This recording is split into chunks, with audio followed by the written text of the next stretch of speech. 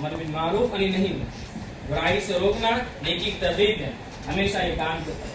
اللہ تعالیٰ نے یہ ذمہ داری آپ کو دی ہے، تو اس کے اوپر یہ ذمہ داری کو سمجھتے ہوئے اس دنیا کے اندر چلتا ہے۔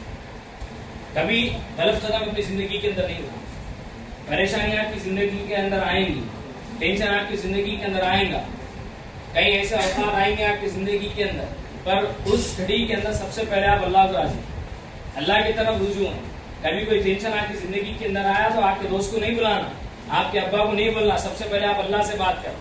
اگر پانی بھی ہونا ہے تو اللہ پانی دے، کوئی ذریعہ کوئی بنتا ہوگا، ہر چیز سب سے پہلے آپ کو اللہ سے مانگیں۔ اگر آپ انٹر کے اندر فیل ہو گئے، ٹینتھ کے اندر فیل ہو گئے، سب سے پہلے آپ اللہ سے توبہ استغفار کریں، اللہ پاس ٹیچر کو اللہ کون سا امپورٹنٹ ہے بتاؤ، نہیں، سب سے پہلے آپ اللہ سے زندگی کے اندر ہر چیز آپ اللہ سے مانگیں۔ یہ بات آپ سمجھ لو، دینا چاہے روکنا چاہے کوئی دے سکتا نہیں دے سکتا، وہ ہمارا یہ موقوف ہے، ہمارا عقیدہ ہے۔ ایمان، ایمان کس کو بولتے بولا تھا یہ نو ایمان کس کو بولتے ہیں؟ ایمان لائے کیا لائے؟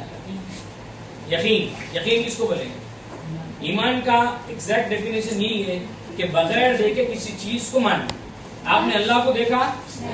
امام مفسر آمنت باللہ و ملائکتہ و کتبہ و رسلہ والیوم الآخر والقدر خیر شر من اللہ تعالی والبعث بعد الموت، یہ آپ نے 7 چیزوں کو پر ایمان لایا۔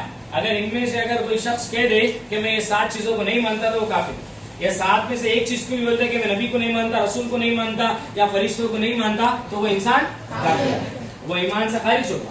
تو سب سے پہلی چیز ہم ایمان لائے اللہ پر، حالانکہ ہم نے اللہ کو دیکھا، ہم نے فرشتوں کے اوپر ایمان لایا حالانکہ ہم نے فرشتوں کو دیکھا، ہم نے رسولوں کے اوپر ایمان لایا حالانکہ ہم نے رسولوں کو دیکھا۔ ہاں میرے ساتھ اچھا ہو یا برا ہو، جو کچھ بھی ہوگا اللہ کی مرضی سے ہوگا۔ اگر میں گرا اللہ کی مرضی سے گرا، اگر میں صحیح سالم سے اچھا چل رہا ہوں پھر وہ اللہ کا فضل ہے میرے۔ اس سے میں نے بتایا عدل اور فضل کیا ہو، ٹھیک ہے نا۔ لاسٹ چیز مرنے کے بعد دوبارہ اٹھانے جانے پر، دوبارہ اٹھانے جانے پر ہم تو مر گئے، دنیا والوں کے لیے ہم مر گئے، یقیناً ہم اللہ تعالیٰ ہم کو دوبارہ اٹھائیں گا، حشر کے میدان میں اللہ تعالیٰ ہم کو ٹھہرائیں گا اور اللہ تعالیٰ ہم سے حساب و کتاب دے۔ 3 مشہور سوال اللہ تعالیٰ ہر انسان سے پوچھیں گا، ان شبابہ فیما بلا، تم نے تمہاری جوانی کا کیا عمل کیا؟ علم تو حاصل کر رہے، سب سے پہلے کیا آپ عمل کر رہے اس پر؟ کیا آپ لوگوں کو ترغیب دے رہے کہ اچھائی کی طرف آؤ، برائی سے رک جاؤ؟ کیا آپ نے دعوت دی؟ تیسرا سوال، مال کہاں سے کمایا اور کہاں خرچ کیا؟ مال کہاں سے کما رہے؟ حلال سورس سے کما رہے یا برے سورس سے کما رہے؟ حلال سورس سے کما رہے، یہ سوال کرے گا۔ اور کیا ہے تیسرا، مال کہاں سے کمایا اور کہاں خرچ کیا؟ ٹھیک ہے نا، اللہ یہ نہیں پوچھیں گا شاستر پرم سے صرف یہ بات نہیں کیا جی نہیں پوچھیں گا، اللہ یہ نہیں پوچھیں گا مغل پورے سے آتے تھے یا کہاں سے آتے تھے، اللہ یہ نہیں پوچھیں گا دلکولی سے شرف محل کے بازو سے آتے تھے یا کہاں سے آتے تھے، اللہ نہیں پوچھیں گا نالی کی گلی سے آتے تھے یا کہاں سے آتے تھے۔